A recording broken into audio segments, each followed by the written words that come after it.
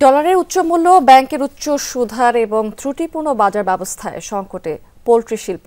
এসব কারণেই বছরের কোনো কোনো সময় বেড়ে যায় মুরগি এবং ডিমের দাম, ক্রয় ক্ষমতা হারায় ভোক্তা। তবে আসন্ন রমজানকে সামনে রেখে এই দুই পণ্যের মূল্য বৃদ্ধির আশঙ্কা নেই, ঘাটতি হবে না কোনো উৎপাদন।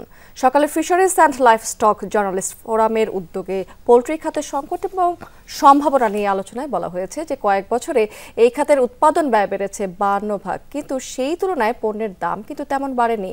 দাবি করা হচ্ছে নিরাপদ উৎপাদন ব্যবস্থা তৈরি হয়েছে। আলোচকরা মনে করেন যে প্রান্তিক পর্যায়ে খামারিদের বাঁচিয়ে রাখতে হবে, তা না হলে আগামীর চাহিদা পূরণ করা সম্ভব হবে না। এক্ষেত্রে ঋণের সহজ প্রাপ্যতা, টেকসই বাজার ব্যবস্থা এবং কার্যকর নীতি সহায়তা দরকার। বড় বড় প্রতিষ্ঠানের চাপে ক্ষুদ্র এবং মাঝারি উদ্যোগ যেন হারিয়ে না যায়, সেদিকে নজর দেওয়া জরুরি।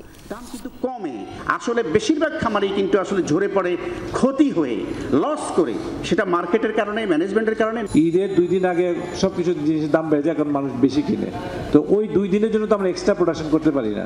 এইবার ডিমের ও মাংসের দাম সহনীয়ই থাকবে।